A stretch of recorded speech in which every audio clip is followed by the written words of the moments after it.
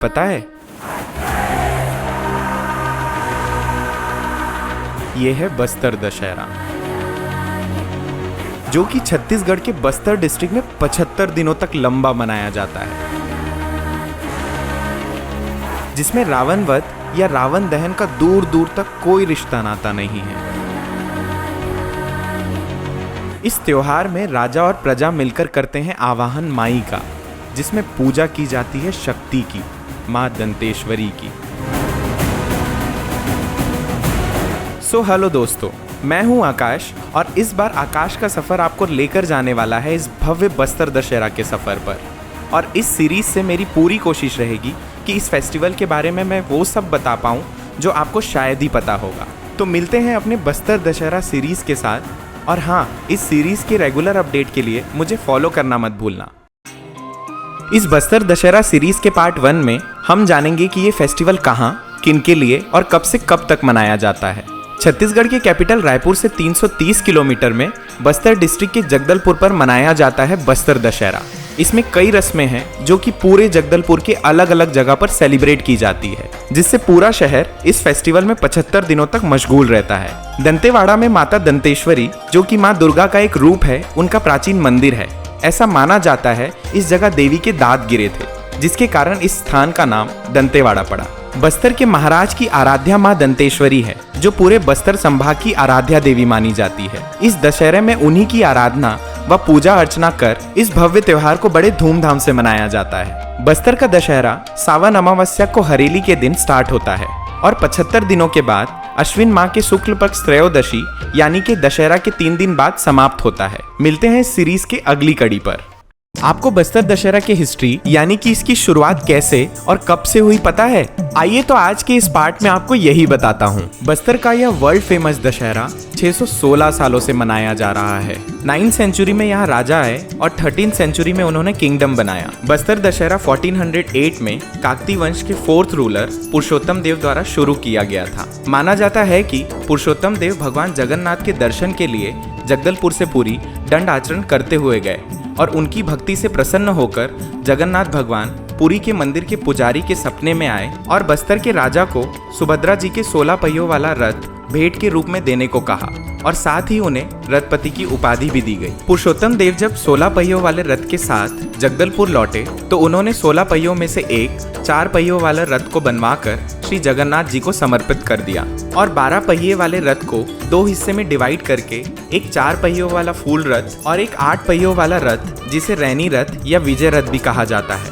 बनवाकर माता दंतेश्वरी को समर्पित किया, जिसमें माता के छत्र को रखकर जगदलपुर में बस्तर दशहरा सेलिब्रेट किया जाता है। मिलते हैं अगली कड़ी पर। अब आपके दिमाग में ये तो जरूर आ रहा होगा कि इतने लंबे चलने वाले फेस्टिवल को कितने लोग मिलकर सेलिब्रेट करते होंगे, और उसी से रिलेटेड आपको आंगा देव के बारे में भी जानना जरूरी है। तो आइए इस सीरीज के पार्ट 3 में हम यही जानते हैं। बस्तर दशहरा यहाँ के आदिवासियों के लिए विशेष महत्व रखता है। करीब 84 परगना के लोग यहाँ आते हैं। परगना मतलब 25-30 गाँव के लोगों का एक ग्रुप होता है। कांकेर के चारामा से सुकमा के कोंटा और बीजापुर लगभग 650 किलोमीटर के दायरे के सभी गांव के देवी देवता छत्र और आंगा में विराजित होकर यहाँ जगदलपुर आते हैं। आंगा देव ट्राइबल्स के इष्ट देव हैं।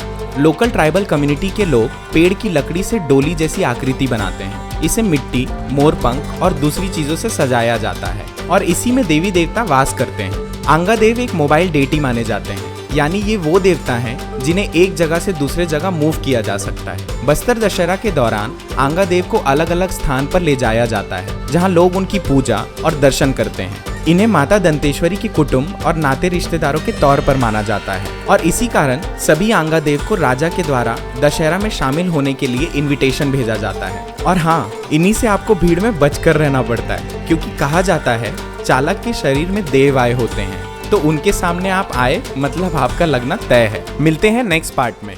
अब इस ग्रैंड फेस्टिवल को सेलिब्रेट करने में खर्च भी बहुत बड़ा होता होगा, तो इस कड़ी में इसकी फंडिंग कौन संभालता है और मांझी और चालकी कौन होते हैं, इसके बारे में जानते हैं। प्रेजेंट में the royal king of Bastar अभी कमल चंद भंजदेव जी हैं। प्राचीन काल में इस पूजा का पूरा खर्च रॉयल ट्रेजरी से आता था। आज इस खर्च को जिला प्रशासन और राज परिवार मिलकर बियर करती है। लोकल ट्राइबल्स इसे बिसा पैसा कहते हैं और इस पूजा में लगने वाले सामान को मंगनी, चाडर, दशहरा या बोगरा कहा जाता है। बस्तर दशहरा एक कलेक्टिव यानी कि सामूहिक फेस्टिवल है जिसमें हर व्यक्ति और समुदाय का अपना विशेष योगदान है। बस्तर दशहरा के अनुष्ठानों में मांझी और चालकी दो इम्पोर्टेंट पद होते हैं। गांव के और समुदाय के प्रमुख या मुखिया को मांझी कहा जाता है, जो कि गांव के लोगों को यूनाइट करके फेस्टिवल के धार्मिक कार्यों में लीड करते हैं। चालकी एक सामूहिक पद होता है जो रथ और उसके कुछ स्पेसिफिक जैसे रथ को तैयार करना और उसका परिचालन या कुछ विशेष पूजन को सफल रूप से करने के लिए जिम्मेदार होते हैं। मिलते हैं अगली कड़ी में, और हाँ, आप आकाश का सफर को फॉलो जरूर करना,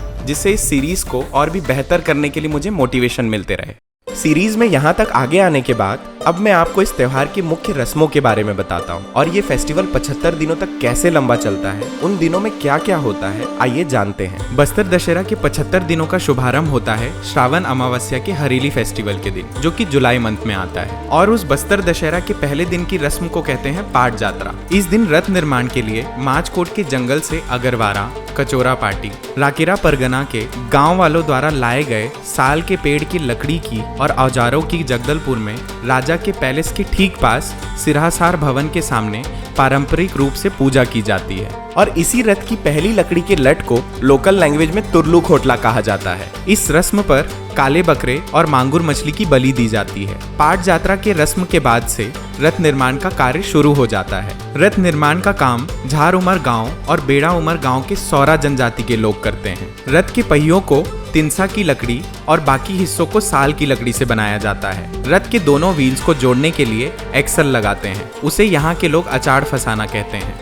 यह रथ लगभग 2 मंजिला ऊंचा, विशाल और भव्य होता है। मिलते हैं अगली कड़ी में अगले रस्म के साथ। अब इस सीरीज के पार्ट 6 में मैं आपको रथ निर्माण से रिलेटेड कुछ बातें और दूसरी मुख्य रस्म के बारे में बताऊंगा। रथ निर्माण का काम अपने आप में ही एक आर्किटेक्चरल मार्वल है, जिसे बनाने वाली जनजातियां किसी मशीन्स का यूज नहीं करती हैं। रथ निर्माण का काम चलते रहता है, जिसमें बीच बीच में छोटी बड़ी काफी रस्में जैसे बारसी उतारना, नार फोड़नी शामिल है। अगर प्रेजेंट ईयर में 4 चक्के का रथ बना है तो नेक्स्ट ईयर 8 चक्कों का रथ बनेगा। ऐसे ऑल्टरनेट ईयर्स में फूल रथ और विजय रथ का निर्माण किया जाता है। अब लगभग 1.5 महीने के बाद दूसरी मुख्य रस्म होती है डेरी गड़ाई, जो कि सितंबर के आसपास आने वाले भादों के शुक्ल पक्ष त्रयोदशी यानी कि गणेश विसर्जन के एक दिन पहले मनाया जाता है। यह पर्व सिरहासार भवन में मनाया जाता है। डेरी का मतलब होता है लंबी लकड़ी या डंडा, और गड़ाई का अर्थ होता है लकड़ी को जमीन में गाड़ना।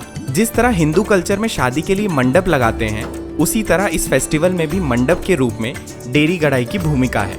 इस रस्म पर मांगुर मछली, अंडा और लाई को डालकर डेरी को स्थापित किया जाता है। जब तक दशहरा का ये लंबा पर्व चलता है, ये डेरी वहीं स्थापित रहती है और इसे बस्तर दशहरा के समाप्ति तक पवित्र माना जाता है। मिलते हैं अगले रस्म के साथ। आज मैं जिस रिचुअल के बारे में आपको बताने वाला हूँ, आई गारंटी उसे देखकर आपके रोंगटे जरूर खड़े हो जाएंगे। तो आइए अपने बस्तर दशहरा सीरीज के पार्ट 7 को शुरू करते हैं। डेरी गड़ाई के करीब 16 दिन बाद काचन गादी की रस्म होती है, जो कि पितृपक्ष अमावस्या यानी नवरात्रि स्टार्ट होने से ठीक 1 दिन पहले मनाया जाता है। इस रस्म में काचिन देवी को गद्दी दी जाती है।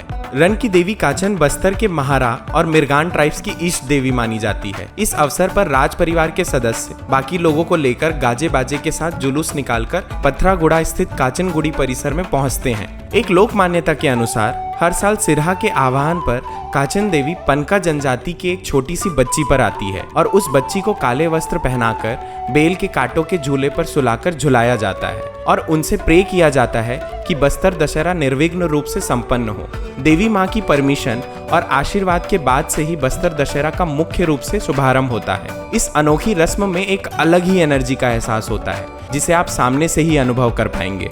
इसी दिन शाम में गोल बाजार में रैला पूजा भी की जाती है। कहा जाता है कि काकती वंश के फाउंडर अन्नम देव की एक बहन थी, जिनका नाम रैला देवी था। उन्होंने छत्तीसगढ़ के पास से बहने वाली गोदावरी नदी में जल समाधि ले ली थी। उन्हीं की रेस्पेक्ट में इस श्राद्ध पूजा का आयोजन किया जाता है। मिर्गान ट्राइब्स की औरतें रैला माता की याद में शोक गीत गाती हैं। इस पूजा में रॉयल फैमिली के मेंबर्स के साथ साथ लोकल ट्राइबल्स भी पार्टिसिपेट करते हैं। मिलते हैं अगली कड़ी में। अगली रस्म कलश स्थापना, जोगी बिठाई और फूल रथ परिक्रमा के बारे में इस कड़ी में जानते हैं। शुरुआत होती है नवरात्रि के पहले दिन यानी अश्विन महीने के शुक्ल पक्ष प्रतिपदा की, जिस दिन कलश स्थापना किया जाता है। इस दिन देवी दंतेश्वरी के मंदिर जगदलपुर और दंतेवाड़ा में ज्योति कलश स्थापना करके देवी का आवाहन किया जाता है। अब इसी दिन यानी कि नवरात्रि के पहले दिन ही जोगी बिठाई की रस्म होती है, जिसमें सिरहासार भवन में हलबा ट्राइब के लोग एक गड्ढा खोदते हैं और उसमें अपने ही जनजाति के किसी एक व्यक्ति को पूरे 9 दिनों के लिए बिठाते हैं। उस आदमी को जोगी कहा जाता है, जो 9 दिनों के लिए फास्ट रहकर उस गड्ढे में बैठकर माँ दंतेश्वरी से प्रे करता है कि बस्तर का दशहरा बिना किसी बाधा के निर्विघ्न संपन्न हो। जोगी बिठाई के अगले दिन से शुरू होती है फूल रथ परिक्रमा की रस्म, जिसे नवरात्रि के 2nd डे से 7 डे तक 4 पहिए वाले रथ को फूलों से सजाकर पूरे शहर में घुमाया जाता है। इसमें माता दंतेश्वरी का छत्र रखा जाता है। इस रथ को जगदलपुर के सिरहासार भवन से गोल बाजार और गुरु गोविंद चौक होते हुए सी द्वार तक रोज परिक्रमा कराई जाती है। रथ को खींचने के लिए जिस रस्सी का यूज होता है वो सियारी वृक्ष की छाल से बनाया जाता है, जिसे कंजरी, सोनाबाल और केशपाल के ट्राइबल बनाते हैं और रथ भी उसी जनजाति के लोग खींचते हैं। इस अवसर पर मुंडा ट्राइब का एक फोक इंस्ट्रूमेंट मुंडा बाजा बजाने की प्रथा होती है। इस परिक्रमा को देखने के बाद आप ट्राइबल्स के अलग ही उत्साह और एनर्जी को महसूस कर पाएंगे। मिलते हैं नेक्स्ट पार्ट में। इस पार्ट में हम बात करेंगे दंतेवाड़ा मंदिर में माई को आमंत्रण देने और बेल यात्रा के बारे में। तो आइए इस पार्ट की शुरुआत करते हैं। नवरात्र के 5th डे यानी पंचमी को राजा और राज परिवार के सदस्य खुद दंतेवाड़ा में जाकर माँ दंतेश्वरी और माता मावली को बस्तर दशहरा के लिए इनविटेशन देकर मावली माता की डोली को जिया बाबा को सौंपा जाता है, जिसमें माँ का भव्य आगमन नवमी को मावली परघाव के दिन जगदलपुर में होता है। फूल रथ परिक्रमा के लास्ट डे यानी कि नवरात्रि की सप्तमी को बेल यात्रा की रस्म निभाई जाती है। इस दिन सभी सरगीपाल गांव जाकर बेल के पेड़ के देवियों को बस्तर के दशहरे पर आमंत्रित करते हैं। यह वही एकमात्र पेड़ है जिस पर जोड़े में बेल होते हैं। माना जाता है कि उस समय राजा ने जंगल में शिकार करते समय 2 देवियों को देखा था। सरगीपाल के वासी उन्हें गांव की बेटियों के रूप में देखते हैं। राजा बेल के पेड़ की पूजा कर जोड़ा बेल तोड़ते हैं। इस खुशी के माहौल में सभी एक दूसरे को हल्दी लगाकर बधाई देते हैं। इस जोड़े बेल को लाल कपड़े में बांधकर जगदलपुर में दंतेश्वरी मंदिर लाया जाता है। मिलते हैं अगली रस्म के साथ, जो आपके दिल और दिमाग को जरूर खोल के रख देगी। वेट करिएगा इसका। तो जैसा कि मैंने अपने पिछले पार्ट में कहा कि ये रस्म आपके दिल दिमाग को खोल कर रख देगी, तो आइए अपने सीरीज के पार्ट 10 में निशा जात्रा रस्म के बारे में जानते हैं।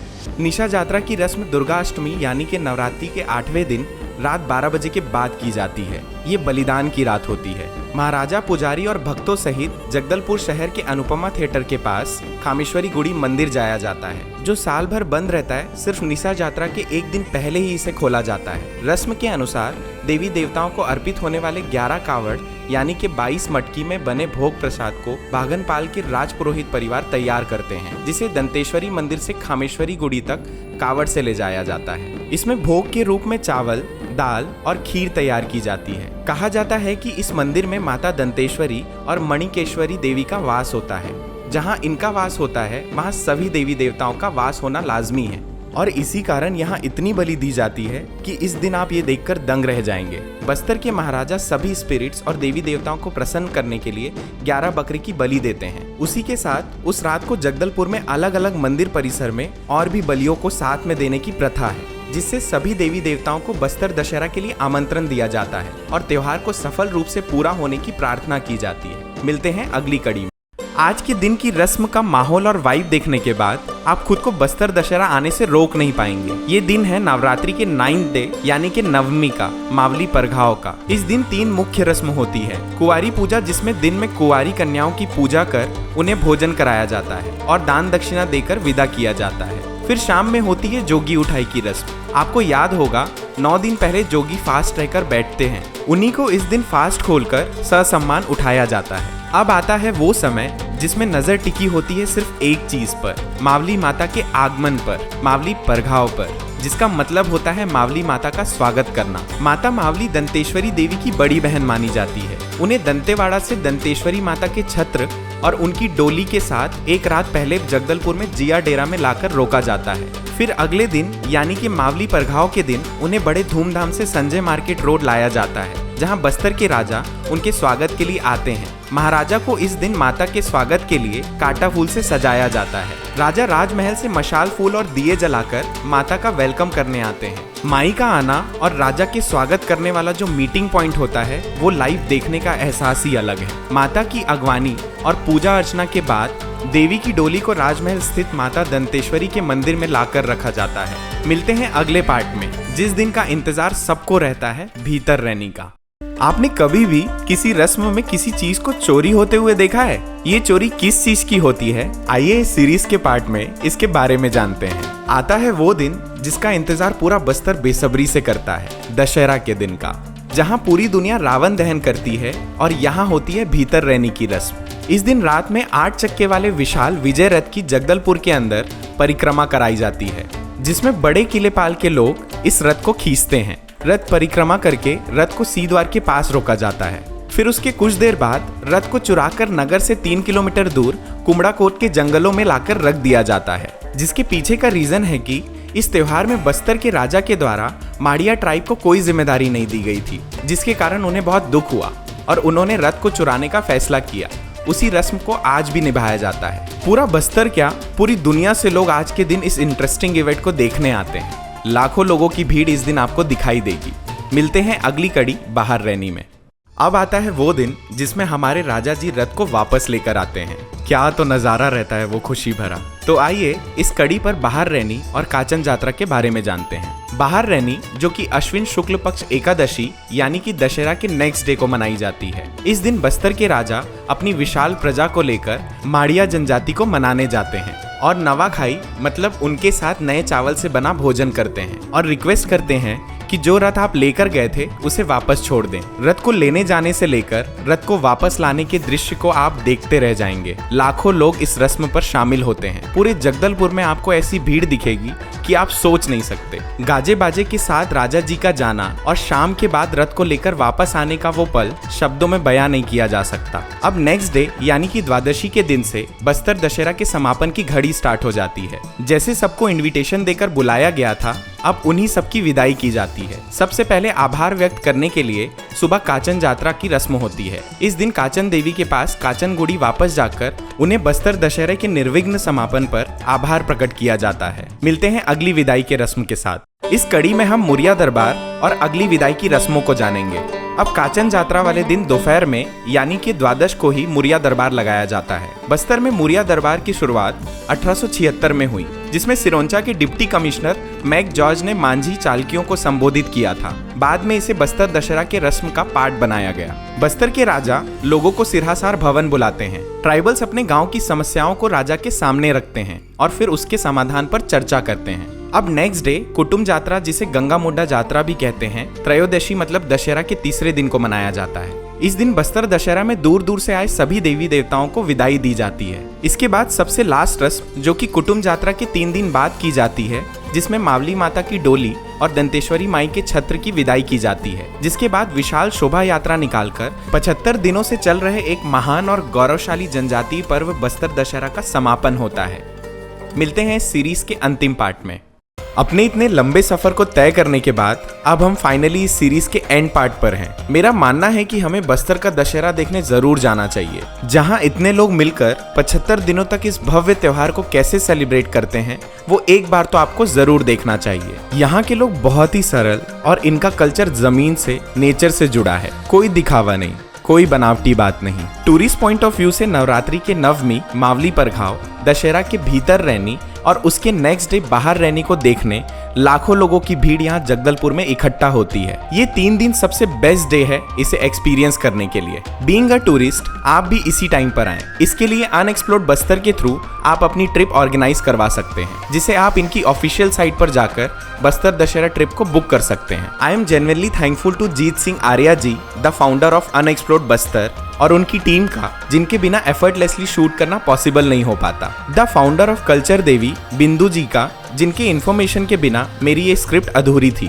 अंजार नबी जी का, जिन्होंने इस सीरीज को देखते हुए मुझे बीच में गाइड किया। थैंक यू रजत जैन जी आपके कुछ क्लिप्स के लिए। साथ ही साथ मैं जगदलपुर के लोकल सिटीजन्स को थैंक करना चाहूंगा, जिन्होंने मुझे इतना प्यार दिया और मुझे इस सीरीज को बनाने में सपोर्ट किया। ये सीरीज आपको कैसी लगी कमेंट करके जरूर बताइएगा और ज्यादा से ज्यादा शेयर कीजिएगा। सभी का सच में तहे दिल से शुक्रिया। मिलते हैं अगले सफर पर, क्योंकि आकाश का सफर अभी बाकी है मेरे दोस्त।